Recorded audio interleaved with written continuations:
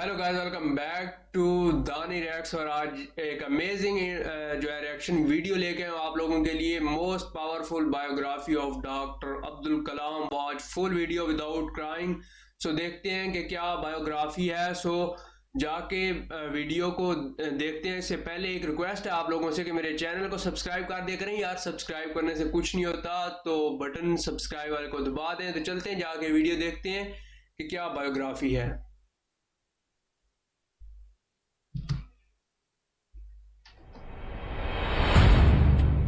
बड़ा businessman, Pvt सपने LTD. वो नहीं है जो नींद में आते हैं, सपने तो वो है जो नींद आने नहीं देते हैं। इंतजार करने वालों को उतना ही मिलता है जितना कोशिश करने वाले पीछे छोड़ के चले जाते हैं। करता रहे तू इंतजार, बन जा आलसी, कुछ नहीं मिलेगा। नमस्कार, मैं Vivek Bindra, founder and CEO बड़ा बिजनेस.com। खड़ा हो गया हूं रामेश्वरम के उस मल्लाह के बेटे, उस मल्लाह के बेटे जिसके एक कान में गीता के श्लोक गूंजते थे और दूसरे कान में डार्विन के सिद्धांत।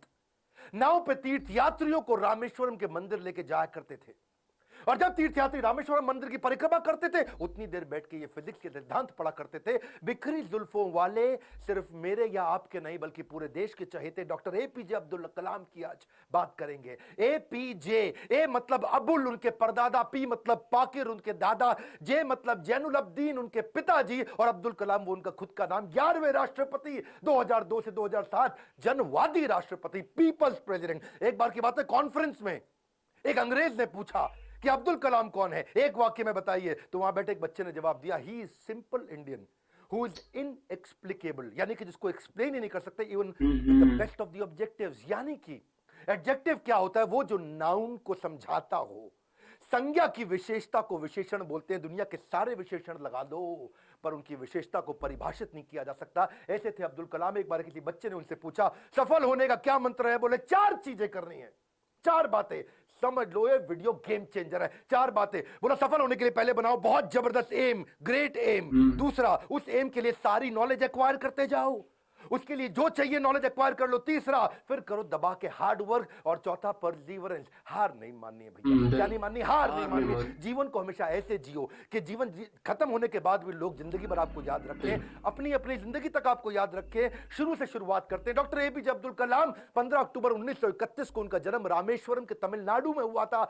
कमजोर आर्थिक स्थिति के एक मुसलमान परिवार में उनका जन्म हुआ। पेशे से उनके पिता नाविक थे, और पिता क्योंकि ज्यादा पढ़े लिखे नहीं थे तो शुरू से उनको काफी तकलीफें आई। एक बार क्लास के अंदर उनका एक दोस्त हुआ करता था जो कि मुख्य पुरोहित को बेटा था, और मुख्य पुरोहित को बेटा जो रामदास शास्त्री अपने इसके साथ में पहली बेंच पे बैठे, मास्टर जी नाराज हो गए। ए मुसलमान लड़का प्रमुख शास्त्री के बेटे के साथ पहली बेंच पे कैसे बैठा? उनको लगा कि थप्पड़ पीछे बैठा दिया, भाग पीछे जाकर के बैठ। अब्दुल कलाम चुपचाप जाके पीछे बैठ गए। और क्या सोचिए, इस घटना पे उन्होंने उस दिन संकल्प लिया, पीछे बैठ के दुनिया बदलूंगा। और पीछे बैठना कोई मायने नहीं रखता, इसलिए वो कहा करते थे, देश का सबसे अच्छा दिमाग क्लासरूम की आखिरी बेंच पे भी मिल सकता है। अच्छा, परिवार बहुत बड़ा था, 10 भाई बहन थे, पैसों की कमी तो होनी थी। तो अपने खर्चा निकालने के लिए अखबार बेचना शुरू किया छोटी उम्र में। अखबार क्यों बेचते थे? इनको पता था पैसा तो मिलेगा, लेकिन सारे रास्ते में बेचते वक्त पूरे अखबार को पढ़ जाऊंगा। चलते चलते सारे अखबार को पढ़ जाया करते थे। 8 साल की जब उम्र में थे ना, ये बहुत छोटे थे, इनके गांव से कई किलोमीटर दूर एक मास्टर जी बहुत बढ़िया गणित पढ़ाते थे, और बोले सुबह 4 बजे 1 घंटे की क्लास फ्री है, उसी बच्चे को पढ़ाऊंगा सुबह 4 बजे जो नहा धो के आएगा। अब ये कई किलोमीटर दूर सुबह 3 बजे उठ के तैयार हो के नहा के ठंडे पानी से किसी भी मौसम में, सर्दी हो बारिश हो या तूफान हो, 4 बजे पहुंच जाया करते थे। कलाम जब रात को भी घर में पढ़ते थे तो उनके वहां पे लालटेन होती थी, केरोसिन ऑयल से जलने वाली। 7 से 9 केवल 2 घंटे का तेल था इनके पास में, वो केरोसिन ऑयल, मिट्टी का तेल। लेकिन पिताजी माताजी इनकी जब देखा पढ़ने में इंटरेस्ट है तो उन्होंने अपने लिए अंधेरा रखा और इसके लिए 11 बजे तक किया। मेहनत से कभी डरे नहीं, ईमानदारी से कभी हटे नहीं। छोटा लक्ष्य देखना पाप के समान है, इसलिए हमेशा महान लक्ष्य चुनना होगा। जब 5वीं क्लास में थे, उनके टीचर सुब्रमण्यम अय्यर, श्री शिवा सुब्रमण्यम अय्यर, जो बच्चों को सिखा रहे थे चिड़िया कैसे उड़ती है, उसकी डिटेल की डिटेल, चिड़िया कैसे उड़ती है, चिड़िया कैसे उड़ती है, बच्चों को समझ ही ना आए तो ये उनको वहीं समुद्र के किनारे ले गए और वहां उड़ती हुई चिड़िया दिखाई। और वो लाइव एग्जाम्पल जब दिखाया चिड़िया उड़ती हुई, उसकी डिटेल की डिटेल पंखों की समझाई, तो उनके दिमाग में वहीं से इनका प्रोफेशन शेप हो गया। उनका घर समुद्र के करीब था और इच्छाएं आकाश से आगे थी, वहीं से एरोनॉटिक्स इनको समझ में आया। हाई स्कूल इन्होंने रामनाथपुरम के एक श्वार्ट्ज हायर सेकेंडरी स्कूल में किया, और एक दिन एक बार अपने स्कूल में किसी गलत क्लास में पहुंच गए। और गलत क्लास में जब अंदर घुसे तो टीचर ने इनको चपत लगाई, जब तक तुम्हें यही नहीं समझ में आ रहा कि तुम्हारी क्लास कौन सी है, मैथमेटिक्स की क्लास में तुम गलत क्लास में पहुंच गए तो तुम क्या आगे पढ़ोगे और क्या आगे बढ़ोगे। और वहीं इन्होंने इतनी पढ़ाई करी मैथमेटिक्स में कि 100 में 100 नंबर ले आए। टीचर भी हैरान हो गया। अगर तुम सूर्य की तरह चमकना चाहते हो तो पहले सूर्य की तरह जलना होगा। बचपन से ही आसमान में उड़ने की इच्छा थी, इसीलिए इन्होंने मद्रास के हाईएस्ट कॉलेज, देश का सबसे अच्छा कॉलेज था MIT, Madras institute of technology, वहां एरोनॉटिकल इंजीनियरिंग में दाखिला लिया। बहन ने काफी पैसा अपना सोना गहना गिरवी रख करके इनको 1000 रुपए दिया। कॉलेज में अब एरोनॉटिक्स था तो विमान के डिजाइन बनाने थे, प्रोजेक्ट मिला, अब विमान के डिजाइन बनाने में लग गए और डिजाइन जो बनाया और टीचर को दिखाया, टीचर को पसंद नहीं आया और टीचर ने कहा अगर तुम एक अच्छा डिजाइन नहीं बना सके ना अब्दुल कलाम तो तुम्हारी स्कॉलरशिप छिन जाएगी, स्कॉलरशिप छिन जाएगी, स्कॉलरशिप छिन जाएगी। इनका दिमाग चकरा गया।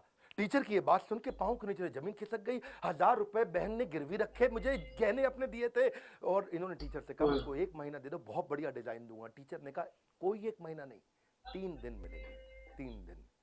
इनका दिमाग हिल गया। उस समय ये घबरा गए थे स्कॉलरशिप ना छिन जाए। उसके बाद तो उन्होंने 3 दिन ना खाया ना सोए, 3 दिन ना खाया ना सोए, 72 घंटे लगातार उस पर काम किया, जी जान लगा दिया। और जब प्रोफेसर ने देखा डिजाइन, प्रोफेसर भी हैरान हो गए, उनकी आंख में आंसू आ गए। बोला बहुत बढ़िया डिजाइन बनाया। नींद और निंदा पर जो विजय पा लेते हैं उनको आगे बढ़ने से कोई नहीं रोक सकता। जो नींद और निंदा पे विजय पा लेता है उनको आगे बढ़ने से कोई नहीं रोक सकता है। इसके बाद MIT की परीक्षा अच्छे नंबर से उन्होंने पास करी। अब पढ़ाई तो उनकी हो चुकी थी। अगली लर्निंग इनके जीवन से क्या है, फेलियर को हार्ट में और सक्सेस को हेड में घुसने नहीं देना चाहिए। दिल और दिमाग को कंट्रोल में रखो। अब इनके पास 2 इंटरव्यू की ऑप्शंस आई, एक मिनिस्ट्री ऑफ डिफेंस से और दूसरी एयरफोर्स से। इनको कहां जाना था आपको मालूम है, एयरफोर्स में। और जो डिफेंस का था वो दिल्ली में था और एयरफोर्स था देहरादून में। तो दिल्ली होते हुए देहरादून जा रहे थे और वापसी पे इनको दिल्ली आना था। अब जब ये देहरादून गए वहां पे 25 लोग एग्जाम देने आए वहां इंटरव्यू के लिए, जिनको वहां पे एयरफोर्स में सिलेक्ट होना था। अब 25 में से सीटें थी खाली 8 और इनकी रैंक क्या आई, 9वीं। अच्छा, 1 नंबर से पीछे रह गए। 8 लोग सिलेक्ट हो गए, ये वहां रह गए। देहरादून से जब उतरते हैं सबसे पहले आता है ऋषिकेश। ये ऋषिकेश गए, वहां इनको मिले स्वामी शिवानंद। स्वामी शिवानंद तो बहुत पॉपुलर है, आज भी ऋषिकेश में उनके कई मठ हैं। तो इन्होंने शिवानंद के जाकर के अपनी तकलीफ बताई। उन्होंने इनको गीता पढ़ने के लिए जब बताया और इनसे कहा कि अगर ख्वाहिश आपके दिलो जान से निकले, पवित्र हो और उसमें शिद्दत हो तो कमाल की एक अजीब सी ताकत होती है उसके अंदर। इसीलिए जो तुमने सोचा है वो होगा, तुम विश्वास रखो। ये गीता का लर्निंग था। यम यम तम तम, जैसा जैसा वैसा वैसा। यम यम वापी स्मरण भावम, जहां तुम्हारा स्मरण और भाव होगा तुम वैसे पक्का बन जाओगे। कलाम उसके बाद जब दिल्ली लौट के आए अपने गुरु से मिलने के बाद, तो वो मिनिस्ट्री ऑफ डिफेंस की नौकरी बची थी DRDO की। किसको पता था वही DRDO इनके देश को आगे बढ़ाने में सबसे कारगर होगा। ये वहां प्रमोट हुए और किनके साथ, डॉक्टर विक्रम साराभाई की टीम में आ गए। आप चाहते हैं डॉक्टर विक्रम साराभाई पे भी हम वीडियो बनाएं। ये पेट्रियोटिक थे, अपॉर्चुनिस्टिक नहीं थे। अब्दुल कलाम विशेष व्यक्ति थे। 1963 में विक्रम साराभाई की टीम से इनको सिलेक्ट किया गया कि इनको नासा भेजो भैया ट्रेनिंग के लिए। ये 6 महीने की ट्रेनिंग के लिए नासा गए। नासा समझो भैया, नासा अमेरिका सबसे बड़ी संस्था, इसमें आगे बढ़ना चाहते थे। नासा इनको देख के चौंक गया, बोला यार लड़का बहुत जबरदस्त है। और इनको क्या बोला, भाई तू बहुत चैंपियन है, मेरी बात सुन, तुझको दे रहे अमेरिकन सिटीजनशिप, यहीं रह जा, तनख्वाह देंगे इंडिया के 5 गुना ज्यादा, अमेरिकन सिटीजनशिप, यहीं किसी गोरी से शादी कर, ओए होए जिंदगी में आराम ही आराम। अपनी ऑटोबायोग्राफी आत्मकथा में इन्होंने बताया कि एक बार के लिए इनके मन में भी विचार आया कि क्या मैं यहां रुकूं या नहीं रुकूं। वो बहुत चुनाव करना कठिन था कि आदर्शों की ओर चला जाए या माला माल होने के अवसर को गले लगाया जाए, या पैसों और करियर के लिए इन्होंने सोचा विदेश नहीं जाएंगे, देश सेवा के इस अवसर को नहीं गवाएंगे। लौट के देश आ गए। डिफिकल्टीज हमेशा आपकी सफलता के रास्ते में आएंगी। अगली कहानी, काफी डिफिकल्टीज आई जब इन्होंने शुरुआती टीम साइंटिस्ट की इसरो में ज्वाइन करी। वो क्या कहते हैं, देखो लर्निंग समझना, इन्होंने हमेशा डिफरेंशिएट किया। रियल प्रॉब्लम अलग है, इनकन्वीनियंस अलग है। प्रॉब्लम और इनकन्वीनियंस अलग अलग चीजें होती हैं। बिल्कुल। अगर आपके घर में भैया आग लग जाए, घर में आग लग गई, धू धू के घर जल रहा है और उसी वक्त आपकी गर्दन भी टूट जाए, हाथ भी टूट जाए, पांव भी टूट जाए, उसको बोलते हैं आप मुसीबत में हैं। बाकी सब कुछ केवल सामान्य असुविधाएं होती हैं। इनके जीवन में इन्होंने असुविधा पे ध्यान नहीं दिया, रियल प्रॉब्लम्स पे ध्यान दिया। असुविधा बहुत आई क्योंकि ये शुरुआती टीम में इसरो की ज्वाइन किए थे। जिंदगी में जितनी बड़ी मुश्किलें होंगी और उन पर अगर आपने काबू पा लिया तो उतना ही बड़ा आपका नाम भी होगा। जब इन्होंने ज्वाइन किया शुरुआती दिनों में, तो सेंट मेरी चर्च था, कुछ नहीं दिया गया, कोई इन्वेस्टमेंट नहीं थी वहां पे। सेंट मेरी चर्च को इन्होंने अपना ऑफिस बनाना पड़ा इनको। वहां सारे साइंटिस्ट इंजीनियर जो नासा से ट्रेन होकर आए थे वो चर्च में बैठ के ऑफिस में बैठे, और बीच पे उन्होंने समुद्र के किनारे अपना रॉकेट का लॉन्च पैड बनाया, और जो अस्तबल होता है या बल्कि कैटल शेड जो गौशाला होती है वहां की लेबोरेटरी बन गई। बिशप जो चर्च के फादर थे उनके घर को इन्होंने अपना वर्कशॉप बनाया। साइकिल पे और बुल्लक कार्ट समझते हैं, बैलगाड़ी है जी, धीरे धीरे चक्का चलता है, या खुद ही साइकिल पे रॉकेट रख रख के ले जा रहे थे, रॉकेट के छोटे छोटे पार्ट और सैटेलाइट, आज भी फोटोग्राफ्स हैं। सारी डिफिकल्टीज के बीच में इन्होंने पहला साउंडिंग रॉकेट 1963 में लॉन्च किया था। ये इतना मशगूल हो गए भैया काम में, इतना मशगूल हो गए, इनकी सगाई फिक्स हो गई थी उस समय, ये 32 साल की उम्र थी, इनकी सगाई फिक्स हो गई, ये काम में लगे रहे, भैया रॉकेट जाएगा, देश का पहला रॉकेट जाएगा। ये सगाई पे जाना भूल गए लोग बेचारे, वहां मंडप पे इंतजार करते रहे, मंडप तो नहीं, रिंग सेरेमनी थी, वहां इंतजार ही करते रह गए। अरे अब्दुल कलाम आएगा, अब्दुल कलाम रॉकेट बनाने में लगे थे देश के लिए। जीवन में कठिन दौर से गुजरते वक्त ये मत सोचिए कि ये जिंदगी में कठिनाइयां हमेशा रहेंगी, ये कठिनाइयां आई हैं और चली जाएंगी। इन्होंने गीता हाथ में पकड़ ली थी, इनको इनके गुरु ने दिया था, और गीता में क्या बताया, आगाम पाइनो, कठिनाइयां आएंगी और चली जाएंगी। 1969 में इसरो के डायरेक्टर की जब इनको कमान दी गई तो उन्होंने सोचा कि क्यों नहीं SLV3 क्या होता है, ये एक होता है सैटेलाइट लॉन्च व्हीकल, यानी कि कभी सैटेलाइट को भेजते हैं तो उसका एक लॉन्च व्हीकल चाहिए होता है। एक होती है गोली ठा और एक होती है गोली के लिए बंदूक जिससे गोली निकलती है, तो एक लॉन्च व्हीकल होता है जिससे सैटेलाइट को भेजते हैं और जो अपने ऑर्बिट में जाके सेट होता है। तो जब इनके पास पैसा नहीं था वहां पे, इन्होंने क्या कहा कि भैया SLV3 के लिए काम करूंगा और PSLV के लिए काम करूंगा। SLV3 में 1 रुपया लगेगा, PSLV में 1 रुपया लगेगा, तो दोनों मिला के 2 रुपया लग जाएगा। तो ऐसा करते दोनों को एक साथ करने का जुगाड़ करता हूं, 1 रुपये 20 पैसे में कर दूंगा, 80 पैसा बच जाएगा। तक थोड़े कम खर्चे के अंदर दोनों प्रोजेक्ट पूरे कर दिए। इसके लिए उन्होंने सरकार से फंड मांगा, इंदिरा गांधी ने बोला फंड नहीं है, पब्लिकली मना कर दिया, प्राइवेटली थोड़ा सा फंड इनको दिया, और थोड़ा सा फंड मिलने के बाद ये जी जान से अपने प्रोजेक्ट पर लग गए। अब अब्दुल कलाम है भैया, 18 घंटे रोज काम करते थे, साल के 365 दिन, लीप ईयर में 366 दिन भी काम करते थे। 1969 से 1989 तक 10 साल इन्होंने अपना जी जान से मेहनत किया। केवल 2 बार छुट्टी ली, एक बार पिता के देहांत पे, एक बार माता के देहांत पे, बाकी दिन कोई सैटरडे संडे नहीं, 15 अगस्त 26 जनवरी नहीं। 10 साल के कठिन परिश्रम के बावजूद 1979 में इनका SLV3 satellite launch vehicle fail हो गया। और जब फेल हुआ तो ये बहुत घबरा गए, क्योंकि उस समय ये इसके ऊपर पूरा देश देख रहा था इनको, पूरी दुनिया की मीडिया देख रही थी इनको, हताश हो चुके थे। और उस परिस्थिति में इनके जो प्रोफेसर सतीश धवन जो चेयरमैन थे उस समय, उन्होंने इनको बुलाया कि आओ अब्दुल कलाम, चलो मीडिया इंतजार कर रही है, वहां जाके बात करना होगा। कलाम घबराए हुए थे, अब सब कुछ मेरे ऊपर आ जाएगा, क्योंकि ये मिशन डायरेक्टर प्रोजेक्ट डायरेक्टर थे। As a mission director project director इनके फेलियर पे पूरी दुनिया देख रही थी। और जब सतीश धवन ने इनको बुलाया तो ये और घबरा गए, अब मीडिया को क्या जवाब दूंगा। मीडिया ने कहा करोड़ों रुपया तुमने देश का लगा के बर्बाद कर दिया, तुम्हारे को क्या अधिकार था। और वहीं प्रोफेसर सतीश धवन ने माइक ले लिया और माइक लेकर के क्या बोला, ये टीम बहुत जबरदस्त है, पहली बार किया है, फेल हुए हैं, 1 साल के अंदर यही टीम दोबारा इसी SLV3 को लॉन्च करेगी। और दुगनी ऊर्जा भर दी टीम के अंदर। सारे फेलियर को, अब्दुल कलाम के फेलियर को उन्होंने अपने ऊपर ले लिया। ये देख करके अब्दुल कलाम हैरान हो गए। 1 साल दोबारा जी जान से मेहनत करी, इंटेलिजेंस आ चुकी थी, और इस बार SLV3 जब सफल हो गया तो उसके बाद फिर अब दोबारा प्रोफेसर धवन ने माइक इस दफा कलाम जी के हाथ में दे दिया। बोला अब तुम सफल हो गए हो, अब जवाब तुम दोगे। अब्दुल कलाम हैरान हो गए, बोले this is called leadership. How to handle success ये सबको आता है, हाउ टू हैंडल फेलियर ये प्रोफेसर धवन ने सिखाया कि जब मैं सफल होऊंगा तो टीम को क्रेडिट दे दूंगा, और जब विफल होऊंगा तो सारा का सारा फेलियर अपने ऊपर ले लूंगा। इस बात से प्रभावित आगे चल के इंदिरा गांधी भी हो गई, और देखा क्या उन्होंने कि ये दोनों ने बहुत जबरदस्त काम किया। उन्होंने प्रोफेसर धवन को बोला मैं अब्दुल कलाम से मिलना चाहती हूं, इन्होंने अब्दुल कलाम को बोला आ जाओ भैया, इंदिरा गांधी मिलना चाहती है। वो बोले भाई मेरे पास तो कपड़े नहीं, मैं चप्पल में फटी हुई घूम रहा हूं, मैं कैसे अब उनके आकर के मिलूंगा। तो उन्होंने कहा कि भाई कलाम तुम पहले से ही सफलता का सूट पहने हुए हो, कलाम तुमने पहले से ही सफलता का सूट पहना है, कपड़ों का सूट नहीं चाहिए। और उन्होंने जाकर के वहां जब इंदिरा गांधी से मिले बड़ी प्रभावित थी। उन्होंने कहा कि अब तुम्हारे को डिफेंस में और काम करना पड़ेगा। इस समय चाइना भी, पाकिस्तानी भी, आजू बाजू सब लोग मिसाइल की तैयारियां कर रहे हैं, तुम मिसाइल बनाओ हमारे देश के लिए।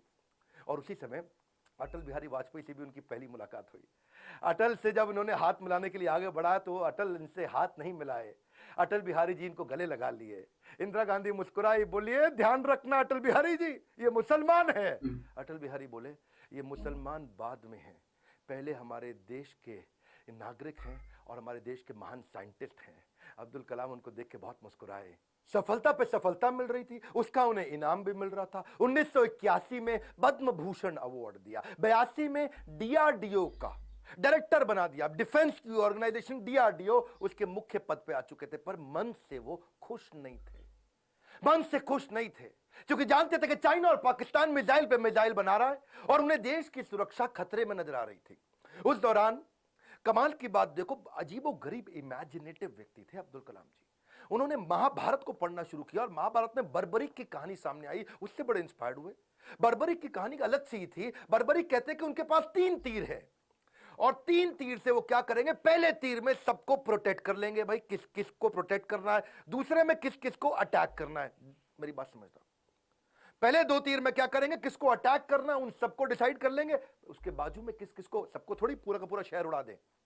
भाई जिसको प्रोटेक्ट करना है उसको सिलेक्ट कर लिया, जिसको अटैक करना है उसको सिलेक्ट कर दिया, तीसरे तीर में गेम ओवर, खत्म कर दिया। तो उनके पास 3 तीर थे। वहां सोचे यार ये तीर किसको प्रोटेक्ट, किसको अटैक, कैसे जाना है, किधर किधर जाना है, बड़ा गाइडेड तीर है। वहां से उन्होंने इंटीग्रेटेड गाइडेड मिसाइल प्रोग्राम तैयार किया कि क्यों नहीं कोई ऐसी मिसाइल बना दे कि आदमी लेफ्ट भागे तो मिसाइल लेफ्ट चली जाए, आदमी राइट भागे तो मिसाइल राइट चली जाए, और जिस टैंक को उड़ाना है वो टैंक आगे निकल गया तो मिसाइल आगे चली जाए। गाइडेड मिसाइल कैसे बनाए, बर्बरीक के उनको इस प्रसंग से इमेजिनेटिव थे। एक इंटरव्यू में बोले कि भगवान कृष्ण के सुदर्शन चक्र से सीखने को मिला। भाई भगवान कृष्ण का सुदर्शन चक्र बड़ा रिमोट कंट्रोल्ड होता है। भाई कृष्ण ने चक्कर छोड़ा और सामने वाले के पास जाके पहले चक्कर रोक दिया, जितनी देर पहले बातचीत करनी है बातचीत कर लिया, चक्कर घूमे जा रहा है, और जब बोलते खत्म करो अटैक करो तो चक्कर मारा उसको और वापस आ गया। तो बोले यार ये बड़ा सिस्टम है, बड़ी एडवांस टेक्नोलॉजी थी। तो वहां से उनको इंटीग्रेटेड गाइडेड मिसाइल ये मॉडल उन्होंने शुरू किया। और उसके बाद उन्होंने एक के बाद एक मिसाइल की झड़ियां लगा दी। देखो, who dare to imagine the impossible are the ones who will break all human limitations. Imagination के बारे में वो हर कॉलेज में लेक्चर दिया करते थे। 1985 में उन्होंने त्रिशूल नाम की मिसाइल लॉन्च करी, फिर उन्होंने पृथ्वी लॉन्च करी 1988 में। 89 में अब अग्नि के पीछे लगे हुए थे, उन्होंने आकाश भी कर दिया, नाग भी कर दिया, अग्नि नहीं होती थी उनसे, अग्नि में बार बार फेल हो रहे थे। अग्नि मिसाइल ये बड़ी इंपॉर्टेंट प्रोजेक्ट था, लेकिन देश भर में अब लोगों ने क्वेश्चन करना शुरू कर दिया। लोग अपने अपने हिसाब से इसका अलग अलग मतलब निकाल रहे थे, भाई क्यों फेल हो रहे हैं। अमूल ने तो वहां पे एक एड लगा दी, और अमूल कहता है जी अग्नि मिसाइल के अंदर तुम्हारा पेट्रोल कम पड़ जाता तो अमूल का बटर डाल लो। लोगों ने मजाक बनाना शुरू कर दिया, और बार बार लोगों के सवालों के कारण ये बहुत सीरियस थे। और उसी 89 के एंड आने से पहले पहले इन्होंने अग्नि को भी सफल बना दिया। बार बार असफल होने पर भी उत्साह न खोना ही सबसे बड़ी सफलता है। बाकी सारे शक्तिशाली देशों को वो देख रहे थे, वो मिसाइल लॉन्च कर रहे थे, दूसरे महाद्वीप पे कैसे अटैक कर सके, इंडिया से मिसाइल छोड़े यूरोप तक पहुंच सके, अमेरिका तक पहुंच सके, दूसरे महाद्वीप तक पहुंच सके। सब लोगों ने बड़ी तैयारी करी। इन्होंने 89 में अग्नि को जब लॉन्च किया तो रशिया, यूएस, चाइना, फ्रांस और यूके के बाद भारत छठा देश था जिसने इतने पावरफुल मिसाइल्स बनाए। मेरी बात समझिए, दुनिया भर के 250 देशों को पीछे करके अब्दुल कलाम थे जिन्होंने भारत को छठे रैंक पर लाके खड़ा किया। हाँ, विराट रूप तो दिखाना है ना अपना। 10वें अध्याय के बाद जब भगवान कृष्ण ने देखा कि अर्जुन उबासी ले रहा, अर्जुन सीरियस नहीं ले रहा, तो मैं विराट रूप दिखाऊं। और जब कृष्ण ने विराट रूप दिखाया, कृष्ण ने मारा नहीं, किसी को विराट रूप दिखाया, अर्जुन एकदम लाइन पे आ गया, बात समझ आ गई बात। इसीलिए कभी कभार बाजू का पाकिस्तान चाइना जब आंख दिखाए तो विराट रूप दिखा दो, थोड़ी मिसाइल छोड़ देंगे, विराट रूप दिखा दो, अपने आप लाइन पे आ, समझ आ गया, वापस आ जाओ, सॉरी यार। तो ऐसा अब्दुल कलाम जी ने स्ट्रॉन्ग बनाया। उनकी मेहनत 1993 में और रंग लाई जब पीएसएलवी को भी उन्होंने सफल कर दिया। आज वही कलाम जी की देन है कि पीएसएलवी से हमने 10 रुपए किलोमीटर के कम खर्च पे भी मंगल तक सफर पूरा कर लिया जी। 2014 में हॉलीवुड की मूवी में जितना खर्चा था उससे कम के अंदर तो हमने मंगल का सफर कर लिया।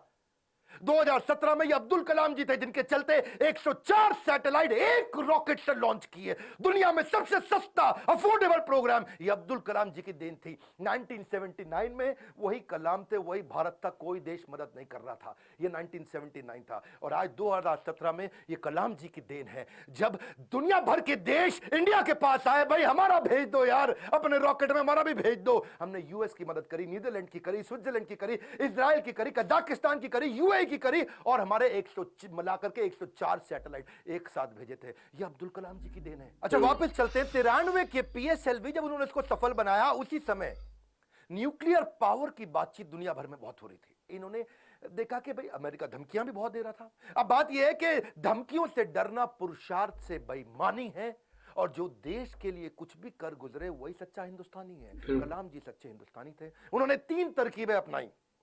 पहली, जितने भी अपने साइंटिस्ट हैं उनको आर्मी की वर्दी में डाल दो, सैटेलाइट को समझ ही ना आए कि भैया तो नॉर्मल आर्मी घूम रही है, ये कोई साइंटिस्ट थोड़ी है, ये तो नॉर्मल आर्मी है, पहला। दूसरा, जब भी ये कोई काम करेंगे उसी समय के बीच में करेंगे जब एक सैटेलाइट जाएगा और दूसरा आने वाला, उसके बीच में कर लेंगे। एक आएगा एक जाएगा, उसके बीच में कर लेंगे। एक आएगा एक जाएगा, उसके बीच में कर लेंगे। तो ये उतने ही टाइम में तैयारी करते थे। और तीसरा, काम खत्म होने के बाद जमीन को एकदम साफ सुथरा ऐसे सेट करते थे, जब सैटेलाइट आएगा पता ही नहीं चलता कुछ हुआ यहाँ पे, ओए आर्मी वाले आराम से घूम रहे हैं। अमेरिका को पता नहीं लगने दिया। 1992 से 97 लगातार उन्होंने काफी काम किए। आसपास के गांव और अन्य लोगों को कभी नहीं पता चला कि यहाँ हुआ क्या है, और यही मेहनत उनकी रंग लाई। 1998 में भारत ने ऑपरेशन शक्ति के नाम से परमाणु परीक्षण कर दिया, चुपचाप कर दिया। आज इन्हीं प्रयासों से भारत परमाणु समृद्ध बन पाया है। 5 देश थे उस समय में, फ्रांस था, यूएस था, रशिया, यूके और चाइना। ये 5 देश थे। हमें किससे दिक्कत नहीं थी, हमें चाइना से दिक्कत थी, क्योंकि चाइना चुपचाप उस समय पाकिस्तान को भी परमाणु शक्ति दे रहा था। वो तो आपको पता ही है जी, है वो तो उसका नाजायज, मैं जरा नहीं बोलूंगा, तो उसके चक्कर में, पाकिस्तान और चाइना के चक्कर में यहाँ इंडिया ने काम पूरा कर दिया। उनके लगातार प्रयास के चलते 1997 के अंदर उनको भारत रत्न दिया गया।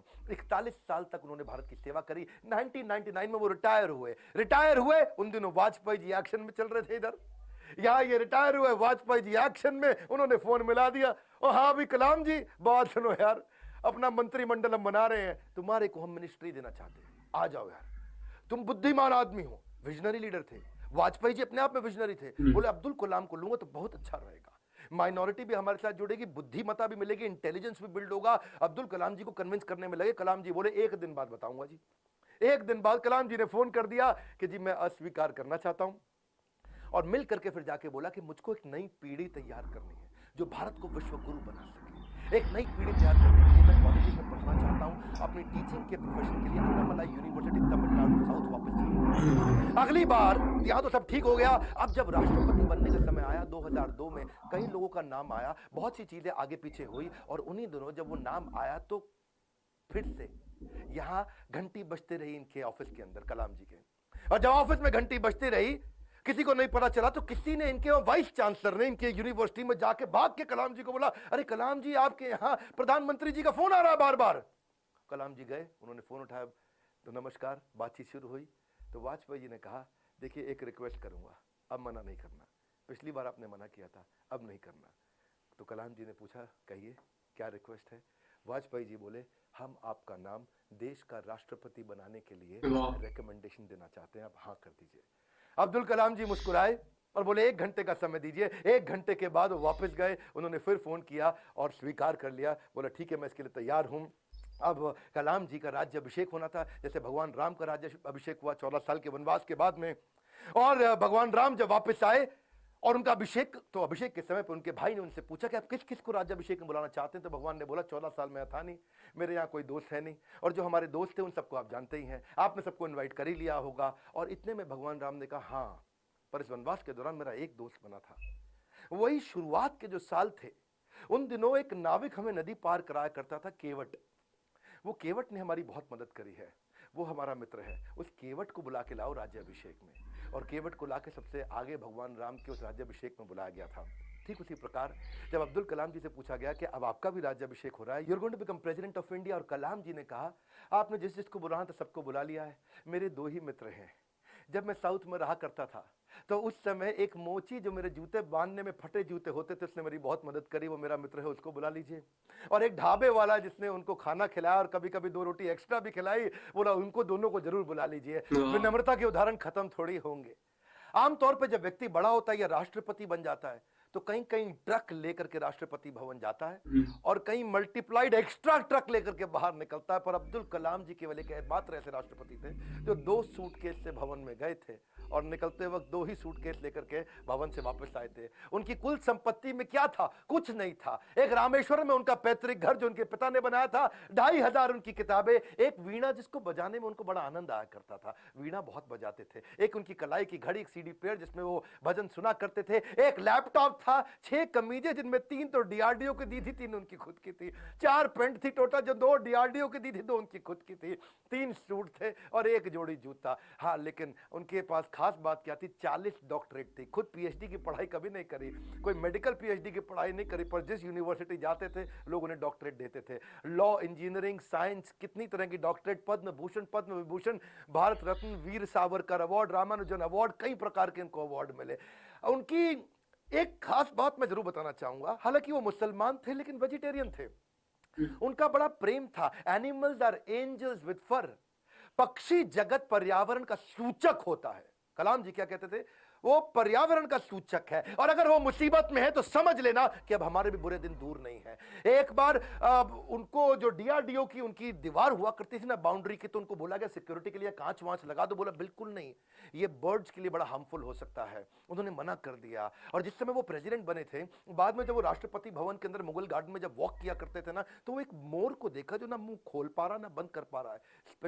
स्पेशली उन्होंने वेटनरी डॉक्टर को बुला के देखा, तो देखा मोर के गले में ट्यूमर है, ना मुंह खोल पा रहा है ना मोर मुंह बंद कर पा रहा है। उन्होंने इसका इलाज कराया। एक लीडर की महानता का इसी बात से पता चलता है कि वो किन लोगों की मदद कर रहा है जो बदले में उन्हें कुछ नहीं दे सकते। जब कोई लीडर ऐसे लोगों की मदद करता है जो बदले में कुछ नहीं दे सकता, वही एक महान लीडर की निशानी है। अच्छा, अब्दुल कलाम जी की एक बात मेरे दिल को छू गई, वो परिवारवाद नहीं राष्ट्रवाद में बिलीव किया करते थे। जब वो राष्ट्रपति भवन में थे, See, he's a man of principle and therefore is always respected everywhere. उनके क्योंकि जो भाई थे ना, उनको बहुत प्रेम करते थे, बहुत प्रेम करते थे अपने भाई से, बचपन से ही प्रेम था। और उनके अपने सगे भाई का पोता दिल्ली के अंदर मुनीरका में किराए के कमरे पर रहा करता था। 2006 में जब कलाम ने एक दफा सारे परिवार को इनवाइट किया, क्योंकि उनका कोई परिवार वहां रहता नहीं था, वो राष्ट्रपति भवन में अकेले रहते थे, और जब एक बार उन्होंने सारे परिवार को बुलाया राष्ट्रपति भवन में, तो वो लोग 8 दिन तक रहे। और सारे परिवार, क्योंकि 10 भाई बहन थे ना, तो 52 लोग आए। और कलाम जी ने देखा बहुत खर्चा हो रहा है, तो उन्होंने चाय की प्याली तक का हिसाब रखना शुरू किया। सब लोगों को उन्होंने अजमेर शरीफ प्राइवेट बस करके भेजा, उसका भी हिसाब रखना शुरू किया। उन्होंने अपने अकाउंटेंट से सारा हिसाब बनवाया और बोला कि ये कितना बना, तो देखा 3,52,000 रुपए का चेक उन्होंने अपनी तनख्वाह से काट के दिया। और क्या कहा कि राष्ट्रपति भवन की जिम्मेदारी केवल राष्ट्रपति की होती है, पूरे परिवार की नहीं होती है। अब्दुल कलाम जी इतने विनम्र व्यक्ति थे, विनम्रता ताज के बिना राजसी गौरव है, वो ऐसी चीज है। महान व्यक्ति की महानता ही उसकी नम्रता है। डॉक्टर कलाम को एक बार आईआईटी बीएचयू के अंदर चीफ गेस्ट के रूप में इनवाइट किया गया, और जब वहां पे आए तो वहां पे 7 कुर्सियां थी, बीच वाली कुर्सी थोड़ी ऊंची थी, और जो बीच वाली कुर्सी ऊंची क्योंकि वो राष्ट्रपति थे, उनको बैठना था। उन्होंने बोला ना ना ना, कुर्सी हटाओ, बराबर की कुर्सी लगाओ। तो बोले नहीं सर, ये स्पेशल कुर्सी है हमारे चीफ गेस्ट के लिए। तो वो समझ गए कि चीफ गेस्ट कौन होते हैं भैया, जो एजुकेशन में महागुरु है वही है। तो उन्होंने वाइस चांसलर को बोला, आप आइए बैठिए। वाइस चांसलर घबरा गए, बोला राष्ट्रपति आप हैं, you are the first person of our country, आप बैठेंगे। बोला बिल्कुल नहीं। फिर उन्होंने अपनी कुर्सी हटवाई, बराबर की कुर्सी पे बैठे। कलाम जी ऐसे थे, ईमानदारी एक जादुई गुण है, यदि आपका हृदय ईमान से भरा है तो शत्रु का पूरा संसार आपके साथ खड़ा है। कहते हैं कि कोई भी पैतृक संपत्ति, माता पिता की दी हुई कोई भी पैतृक संपत्ति ईमानदारी के बराबर आपको अमीर नहीं बना सकती। सबसे ज्यादा अमीर व्यक्ति वही जो ईमानदार है, पूरा संसार आपके साथ खड़ा है। कलाम साहब तो एवर यूथफुल थे। 70 साल की उम्र में youth icon of the year का अवार्ड उनको मिला। हमेशा जीवन में भगवत गीता और कुरान दोनों साथ में रखते थे। 83 वर्ष की उम्र में उन्होंने रिटायर नहीं किया, रिट्राई किया। He was not tired, he was inspired, he was not tired up, he was fired up। आंखों में रोशनी तो उनकी कम हो रही थी, पर युवाओं के भविष्य को रोशन करने में लगे थे। उनके शरीर के पांव के कदमों की गति कम हो गई थी, पर देश की समृद्धि की गति को बढ़ाने में लगे हुए थे।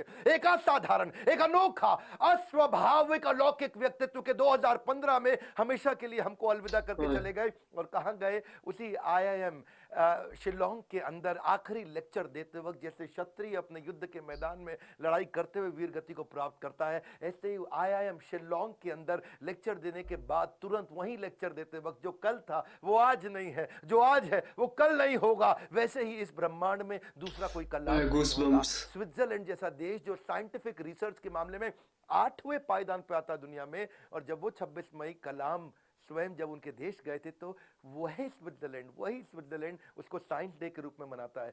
यूएन उनके जन्मदिन को यूएनओ कहता है कि इसको हम वर्ल्ड स्टूडेंट डे के रूप में मनाते हैं। बन जाती है परिभाषा भारत के सम्मान की जब जब बात होती है श्री एपीजे अब्दुल कलाम की। अब्दुल कलाम जी रेस्ट इन पीस नहीं है बट रेस्ट इन मी है। अब्दुल कलाम जी आप लौट गए, आप कैसे आएंगे? अगर आप नहीं आएंगे तो आपके शिक्षा के रूप में तो आप हमारे साथ हैं। आज बड़ा बिजनेस भी, इतने सारे बिलियनियर प्रोफेसर हैं, आप हमारे प्रोफेसर नहीं है लेकिन आपकी शिक्षाओं को हमने प्रोफेसर बनाया है। आज बिलियनियर प्रोफेसर के साथ अफोर्डेबल तरीके से सबको सिखा रहे हैं। आज कलाम साहब भी अगर हमारे प्रोफेसर होते तो कितनी ताकत बढ़ जाती, पर उनकी लर्निंग को तो प्रोफेसर बना सकते हैं। एक ऐसा व्यक्ति जो मिट्टी के तेल में पढ़ करके जीवन बिताया, जिसने हाथ में फिजिक्स की किताब, जिसने दिन रात पढ़ाई करी, अखबार बेचते बेचते पढ़ना सीखा। और हाँ, 23 जनवरी को सुभाष चंद्र बोस जी का जन्मदिन है। क्या आप उनके बारे में वीडियो देखना चाहते हैं? कमेंट बॉक्स में बताइए। सरदार पटेल के विषय में वीडियो देखना चाहते हैं? कमेंट बॉक्स में बताइए।